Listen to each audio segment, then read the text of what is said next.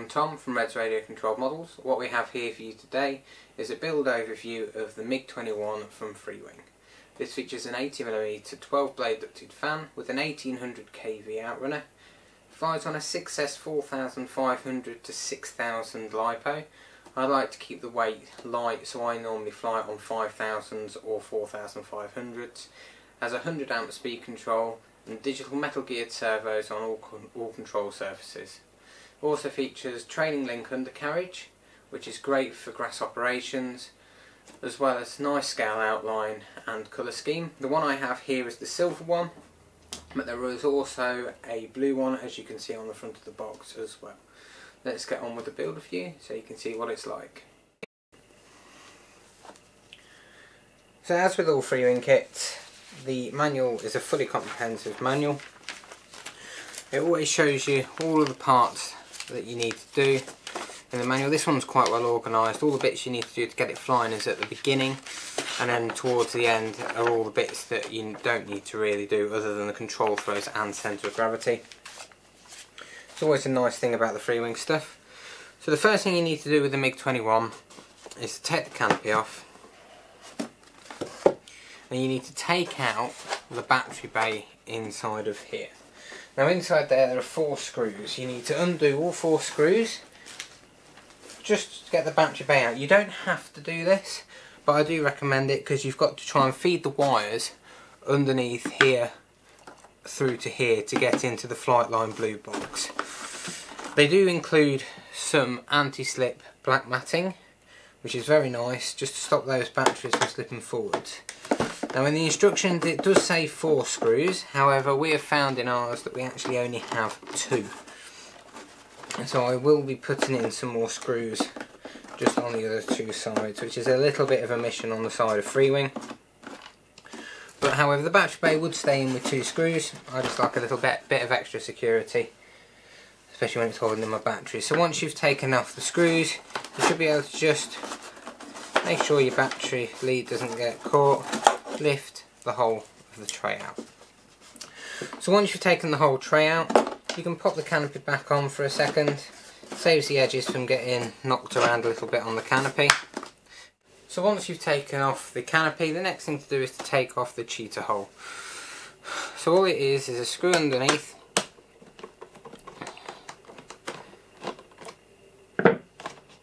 Take that out, keep your screws to one side to keep them safe, and then just lift the hatch up and pull it forwards. It may be attached a little bit with glue, but it'll only be tacked in, so just lift it nice and gently and you won't end up taking too much paint off the sides. What this is for the insides here when you put your wings on, and the wires go either side into there. Once you've taken that bottom hatch off, the next thing to do is to install the tailpipe. It is separate. It comes like this with the wires all bundled up.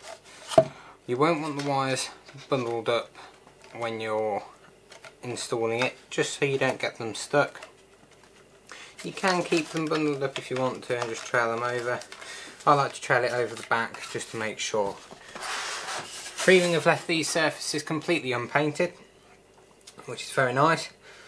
So I'd put the glue, it's the standard Freewing EPO glue. Just pop it onto all of the sides, making sure there's a nice even spread across every surface, as this is all of the strength that the kit has in the rear section. This is where your elevator is mounted, so again it's better to have slightly more than slightly less than what you think you'll need. Just make sure that every surface is well covered.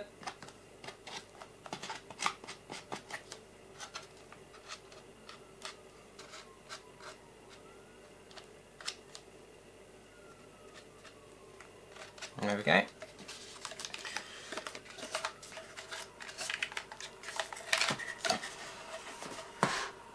Push it in.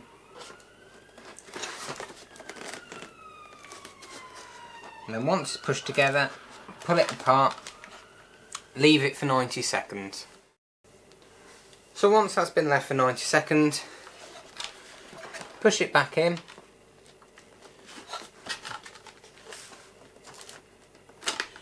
And then just make sure that it's fastened nice and tight all the way around.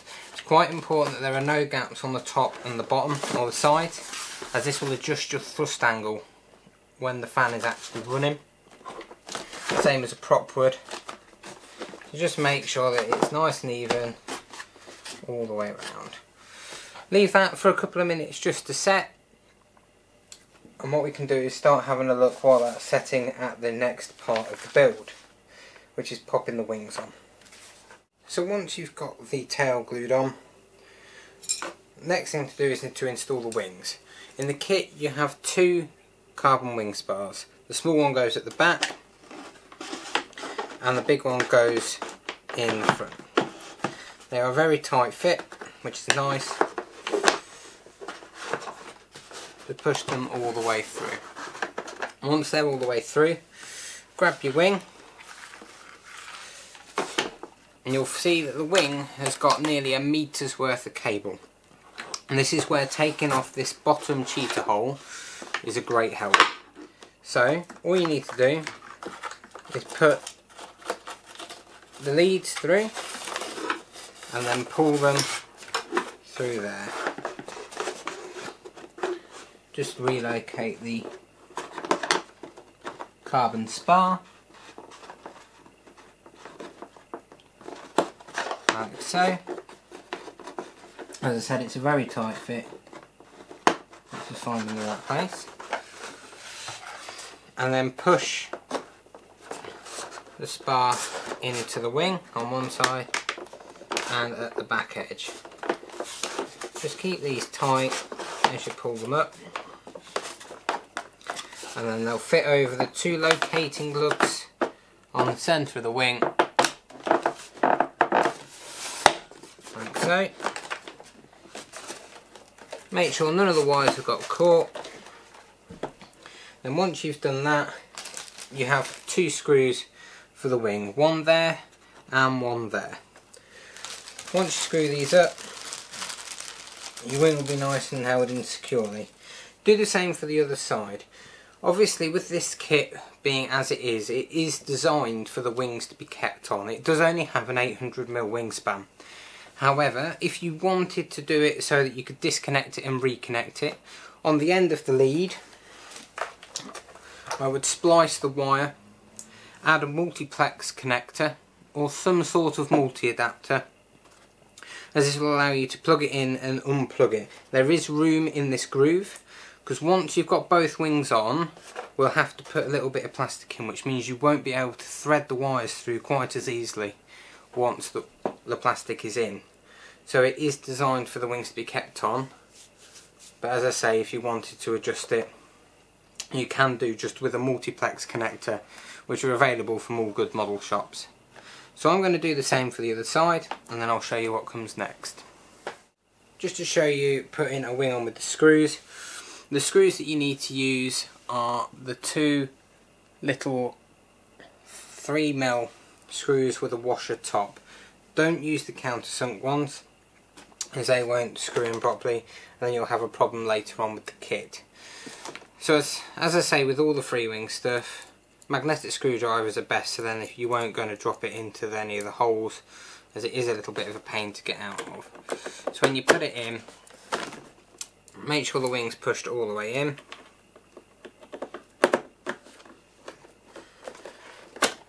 Hold the wing with your hand, and then as you're screwing it in, just make sure you're not cross-threading it.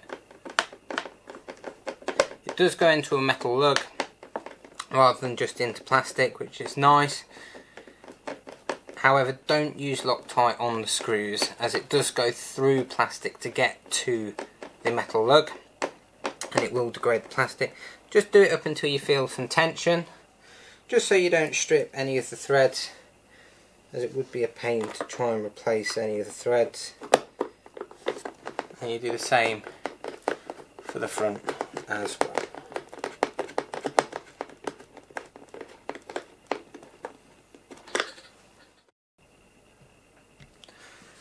So the next bit is to try and get the wiring in to the wing section here. So what you need to do to get it in properly is you need to push the wires that you've got on the side right into the groove. So the next part is to try and get all of this wiring from the wings into the groove in the intake. As you can see on the inside, you've got a groove there and there. So all you need to do with the wires is just lift the front of the speed control up slightly and push them underneath. It's quite difficult to do and it's quite fiddly, but once you've got them underneath, you can even push them down through the front if you so wish, where the speed control wires go, just to get them into the gap.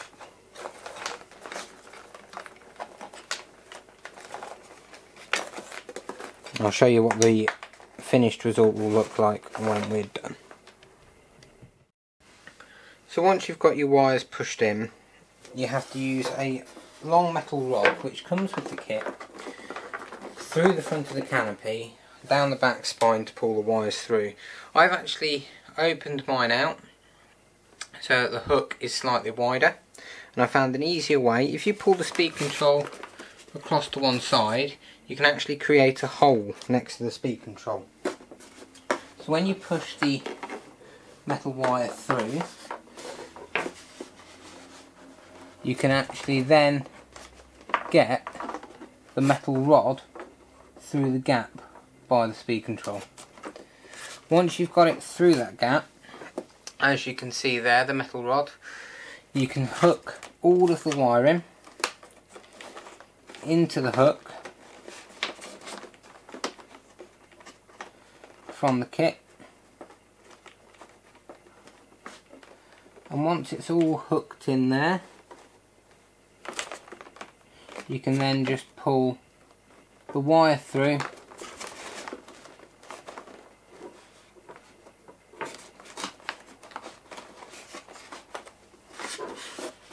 nice and gently.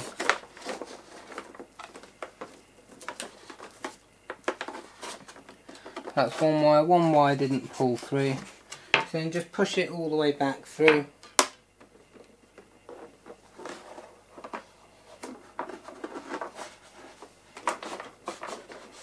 And just hook the wire that didn't go through onto the end. And once you've done that, it's the same for the other side. I found this the easiest way of doing it. As I say, this kit isn't designed to be taken apart just because of this reason. Otherwise it would be a lot easier to do it. If you push it all the way around, you can twist the wire just around enough just to pull it through, like so.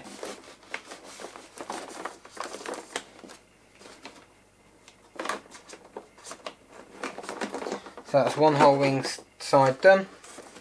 Once it's through, just pull it down into that groove, and then you just do exactly the same for the other side. So pushing the speed control across, as you can see, I've created another gap down there, and that'll allow you to get the other wires through. So once you've got the servo wires in, you've then got some of these plastic strips, one on either side. The bit with the corner cut off at the top, if you can see that, they need to go towards the front of the aircraft, with the lippy bit sitting over the top of the speed control. Again, using the Freewing glue, all you need to do is just put a little bit of glue on all four sides of the plastic casing and then stick it in. This keeps the wires down and out of the airflow, so you don't have any problems with them coming loose and going into the fan. So as you can see, just putting a little bit of glue all around the sides. We'll put a little bit on the bottom That will just stick it to the speed control, so then the speed control can't shift either. Stick those in.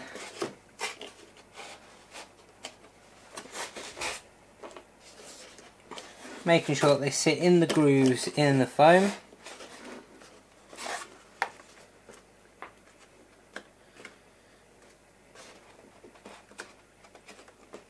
This is also extremely important for sealing of the air. You don't want any of the airflow escaping around to the back of the fan, which is what it will do if these aren't put in. So once that's in and glued, you do exactly the same for the other side and glue those in. This keeps the wiring nice and neat, out of the airflow, and will give you better efficiencies on your fan. If you decide to keep these out to take the wings off, you will find that your performance will reduce on the fan, probably by about 10%. So it is completely worth doing before you actually, unless you're not really fussed about the performance on the kit. So once they're in, sitting nicely in their grooves, they should sit nice and flush, then with the foam on the outside. And just leave those to go off. You can take them off and put them back in after about sort of 15 seconds or 90, it depends on how long or how hot it is where you're putting them together. But even if they do come loose, you can just push them back down, the glue will stick.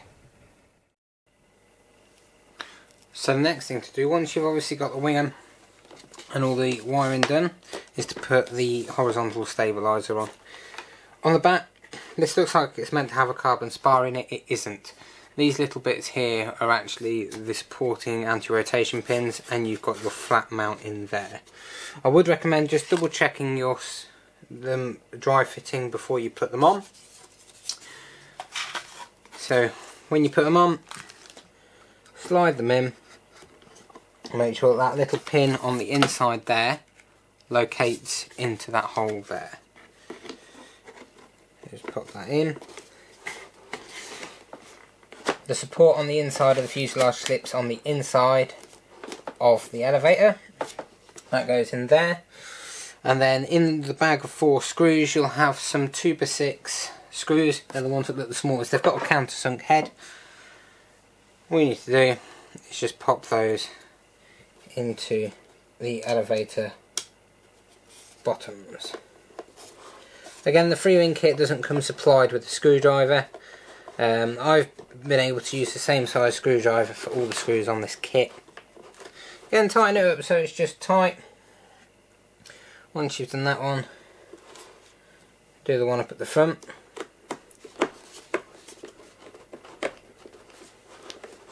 The kit does recommend putting the cheater hole on before we actually do this, but I like to keep it off, just so that if I do have to try and get at the wiring for when we put the rudder on in a minute, I can get to it a little bit easier.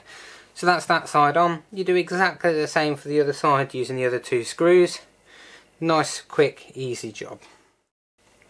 So the next part is to put the vertical stabiliser on. First thing we need to do is to pull the wires through to the fuselage. I always find it a little bit easier if you do that first rather than leave it till later. So just grab your wire, bring your tail around, pop the wire in the hook. Just keep a little bit of tension on the wires as you're going to pull them through. Make sure none of them unhook. There. And once you start pulling them through, don't let go of any of the tension, but just feed the wires through from where you've got hold of them, just so they pull through a little bit easier.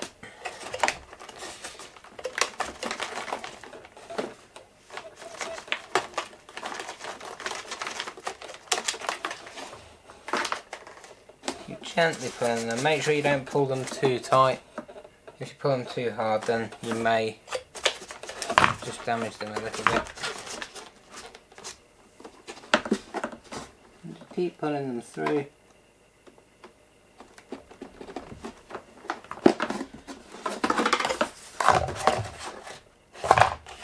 Like that.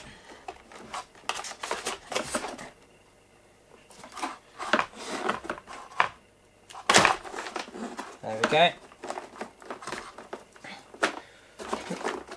And just lay them nice and flat in this channel that sits inside of here. So pull them nice and tight. And there you can add a little bit of glue just to make sure that they are still nice and tight. But I'm happy to leave them as they are. Then you've got to put your vertical stabiliser in. You've got some nice mounting lugs either side of the fuselage here and here.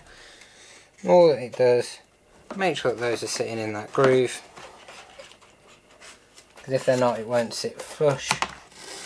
And then just push this down on top of here.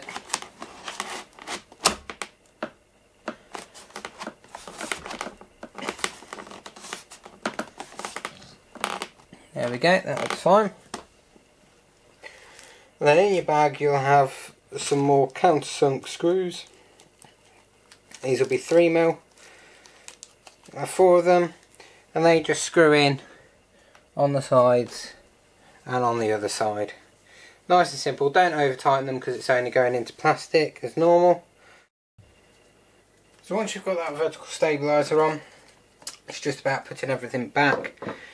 So the cheetah grill obviously slides under there, but before you do that, where the glue was when you took it off and just had to prise it off, just drop a little bit of glue in those areas.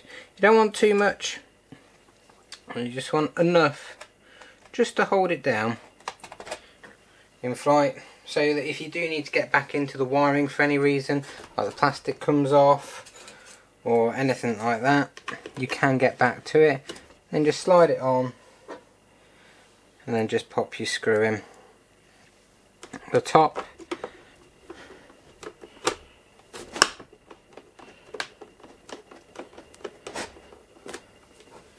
And just tighten that up. It will feel like you're pushing down on the grills, but then it will tighten up to a point where that's stuck in nicely. Like so. Obviously the hatch initially won't be stuck, but as the glue goes off it will stick down. Once you've got the cheetah hole on, then it's putting back in the battery tray. Obviously we've got all of this wiring right here which has come through the fuselage. If you separate the wire for the battery cable, make sure that's sitting on top of all the other wires. Leave it to one side. And the rest of these wires sit down in the battery bay towards the front of the kit and push all the wires down like that. And with your battery tray, if you just sit it on top,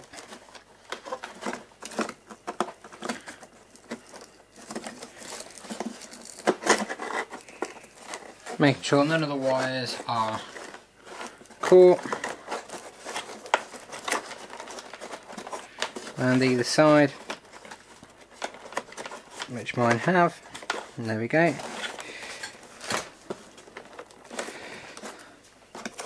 You then need to screw that down using the 4 screws that you took off initially, or in my case 2. You just line up the holes, grab your 2 screws, and then you're all good to go. So just screw them in.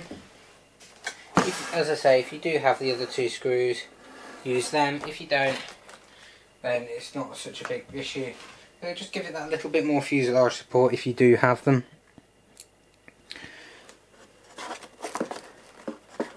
So make sure it sits nice and flat, push it all the way up, and you'll see the holes that we used initially. Now, this tray means that you've always got a nice, clean and tidy wiring loom. You can always cable tie that up or tape it up just to make sure that it is nice and clean. I'll just do the other screw and I'll show you what to do next. So the next thing to try and do is the Freewing control board. This is this little blue box in the front of the aeroplane. What this box does is it allocates everything into what would be a Y lead, but just does it in a small compact form just to try and keep the wiring down inside the fuselage. It is all labelled as aileron, rudder, gear, flap, but you also get the instructions in the book.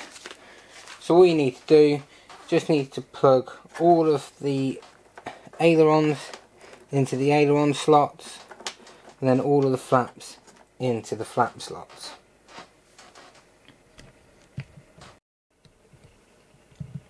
So this is what the blue box looks like with all the wires plugged in. The only one you don't want to plug in is the throttle wire.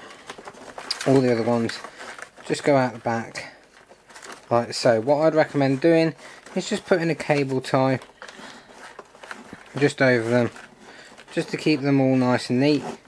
I'll be doing the same for the front wires, just to neaten those up just a little bit, just because otherwise you do end up with wires pulling out of this board, which I recommend before every flight, just making sure that every single one is pushed in nice and tight. You'll notice that the elevator and all of the control surface wires do not have a power wire, they've only got the single lead. This is because if you've got power going to the receiver via one lead, which it does via the retract lead on this blue board, the receiver will be powered up and that one lead will power all of the other servos via this board, and that one lead will just power the receiver itself. Makes it nice and simple, less wires to worry about, and it is really neat. The other thing I'd like to mention is about the space that you have inside of here. Obviously your battery will fit in here. There is plenty of room to go all the way back. So you can fit 6000s in here easily, as long as they don't exceed the width that you have on the actual fuselage width. I should be flying it with a 5000 milliamp Desire power pack. I should be running a 75C pack, just so that there is plenty of power to keep going with this. And this balances probably around about there in the fuselage when I've tried it before. So it's a lovely model, about 100 amps as I said on that battery, so you will need something over 35C to really get the punch that it deserves. So once you've got that all on, the next thing to do is to do the push rods. You'll find that the push rods are already pre-drilled on the servo holes here, and it's a ball link on the inside, so obviously that's only a one position. The servos will already be pulled all the way in, so you will need to connect either your battery up or a receiver pack just to centre all of the servos, as they're all set within all of the pockets when you get them. Then once you've done that and got them out to centre, which these are, your elevator ones are the long ones which have a carbon rod on them. All you need to do is attach it onto the arm here. Once you've got it on there, just push it on like that. You'll hear a click. Once you've heard the click, just twist these in a little bit, because as they come they are far too long. With your servo centred, you just need to work out how long you actually need them. So keep twisting them until you've got them to the length that you need them. So that's still too long. Keep twisting.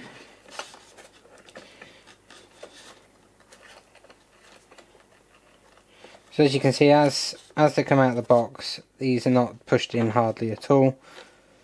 Then once you've got what you think is right, push it in and just have a feel. If it feels unlevel, then it's possibly still not quite right. Then you just tweak it up as necessary. Rather than me tweaking this all the way to the point that it's perfect, I'll just show you how to put the perfect crevice on. So just push it in, it's not too far out. Then you'll have these white, what they call swing keepers. So what you need to do is just pop them on. You'll see one side has got a little hole in it. So push it onto the rod. This bit is quite fiddly. And then once it's on, swing that bit round until you hear a click, like so. That holds it onto the servo arm, that holds that in there, and that holds it on there. Keep the carbon rod on here, even though it does move.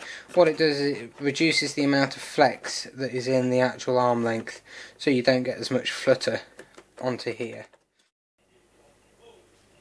Obviously then you have to do exactly the same for the ailerons and the flap. You'll have 4 in the bag and you'll have a 5th one. The 5th one is very short, that one is for the rudder. Obviously you have to do that for that one as well.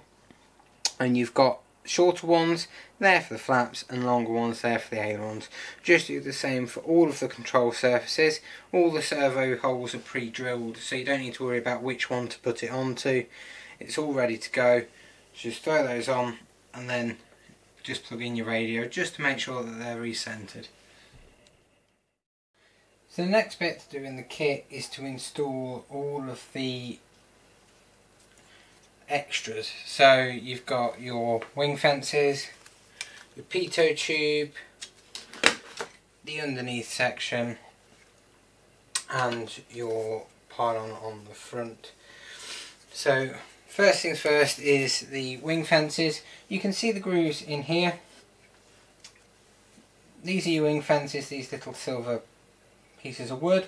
The notch that's there is actually handed to a notch in the foam there. So just using the Freewing glue yet again, just put enough of the glue on the bottom of the wing fence. That will actually be enough, because that's the tight fit of the foam is, it'll actually squeeze it up through the foam. And just push it in.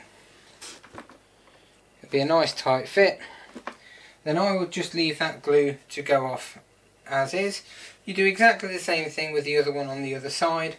They're not handed to either wing, so you can put either in either side. Next bit to do once you've put the wing fences on is to put the nose fairings.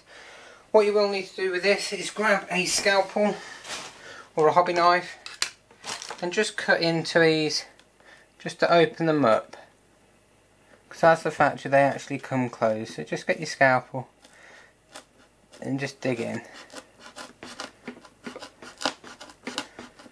Don't need to go too far, you only need to go as far as the notches are on the front of these plastic bits here.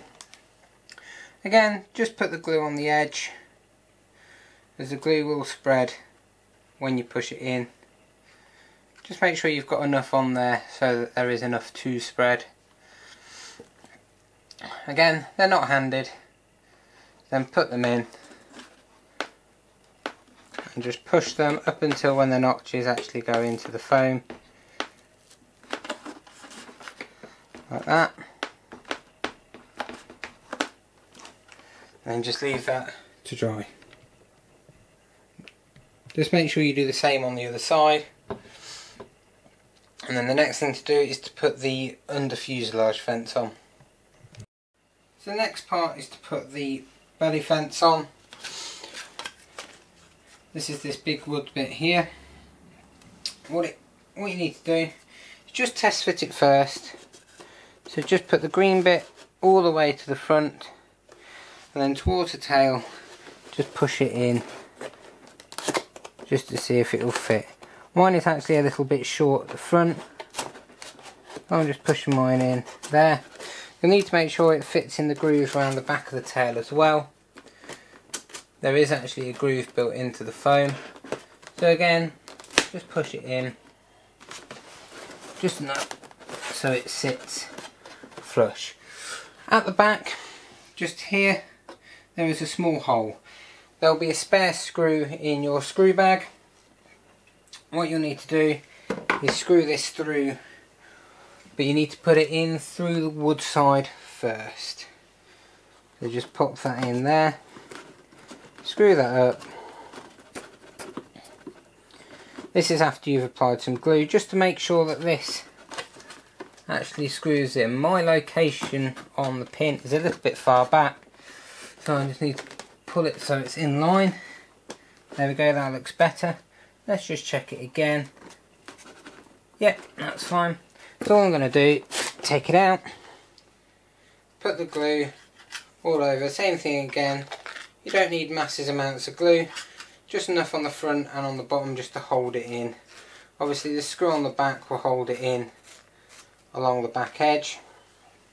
You don't need that much. There we go. Just smooth it out, that way it will just dry that little bit more even. Pop it back in. As you can see, the glue is coming out the sides. There we go. Readjust it and then pop your screw in. Again, there's no need to over tighten it. This isn't structural, so all it does is just holds the fin in place. Once that's in, just run your finger down either side, just fillets the glue out that little bit. And make sure when you're screwing it up that it's not just pushing the wood away from the plastic. You do want it to grip against it. There we go.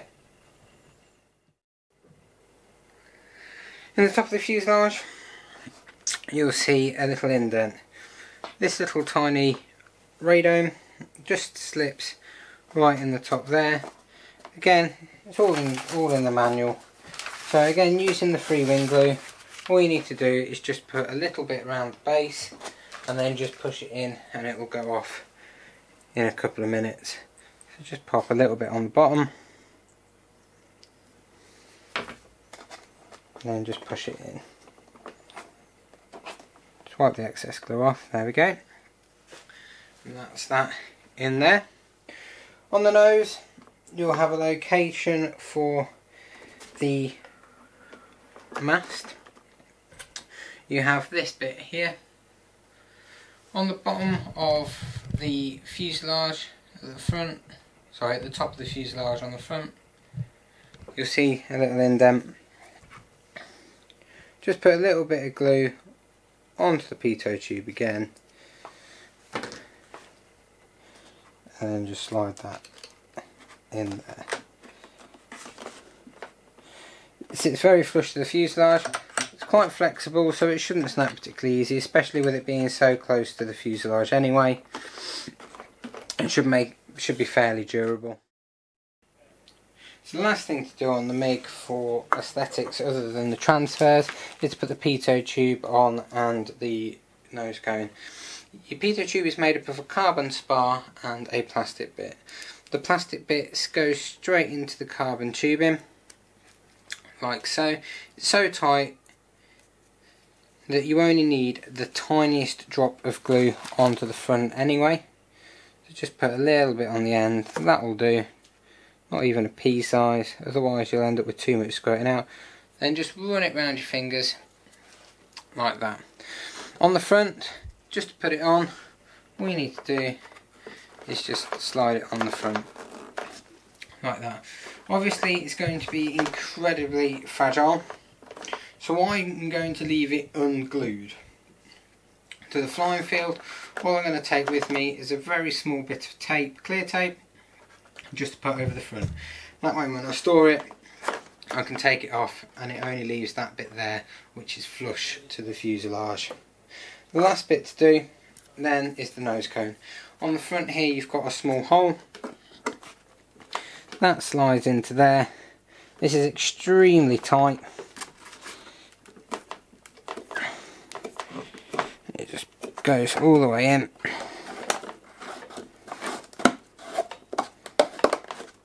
And then it just feels like it clicks in. Again, this doesn't need any glue at all. This is so tight that it won't fall out mid-flight. So again, I'm going to leave it unglued just so I can take it off when I need to store it. That way it just saves it from being damaged. And then I can store it on this front edge, which is a plastic ring, so it won't damage the airframe while I'm storing it. There is one last thing that you can glue on, and that are these drop tanks. Personally, I prefer to fly without them. However, you can fly with them. It doesn't do much, it just slows it down a little bit, just adds a little bit more weight. I prefer to keep it as light as possible, as I mentioned earlier, but you can just do them in. All you got to do is just put a bit of Freewing glue on the top, put them in, then take them back out, and everything's good. There are pre-moulded slots in the bottom of the wing for them to sit in, so it makes it nice and easy just to put them in. If you wanted to, you could put magnets in just so they are a little bit more removable if you wanted to. But personally, as I say, I don't like to fly with them. So with the transfers, with the blue kit on the MiG-21, you do get only one colour scheme, and that is this blue one here with the Russian markings. If you get the silver one, you actually have 4 different variants that you can choose from. Chinese/Vietnamese, the only difference between those two is the placement of the transfers. Russian, Polish and Czech. Most of them I've seen have been in Russian. However, on mine I shall be doing it in Czech just to make it that little bit different.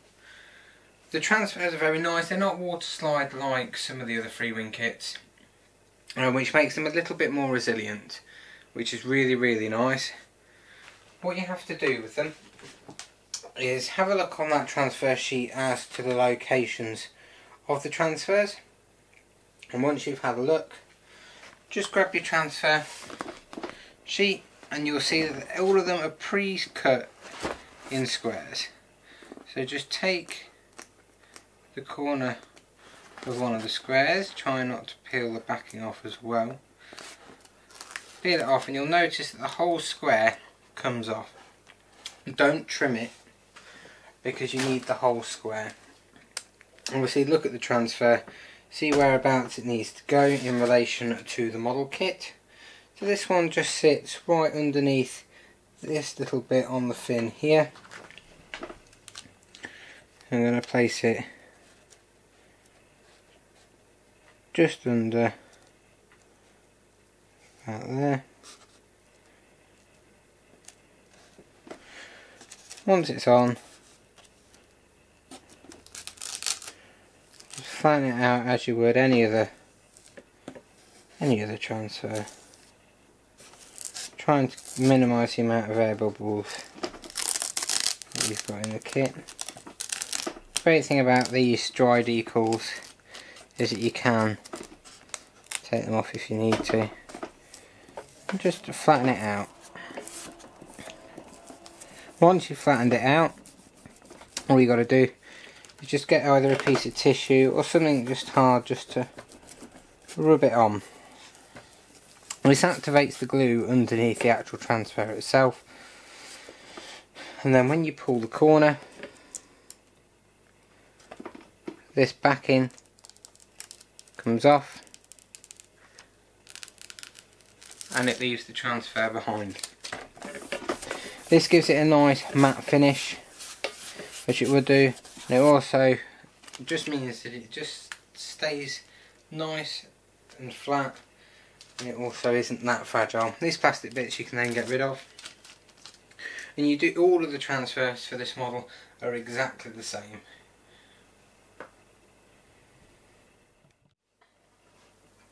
That is it for the build review of the MiG-21 from Freewing. As I said earlier, 80mm fan, 1800 kV outrunner, does give around about 98 to 100 amps. Thrust is around about 3 kilos and the flying weight is about 2.8 to 2.4 kilos, depending on what size battery you're going to use. A couple of things I wanted to add before we go. Obviously the latch on the top, as you may have seen throughout the videos, is a nice little pull back latch which gets the canopy off nice and easy. The connector is obviously an EC5, which is perfectly adequate for the job. The other thing I wanted to add was about the control throws.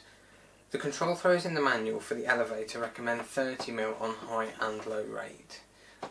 We've found this to be completely out.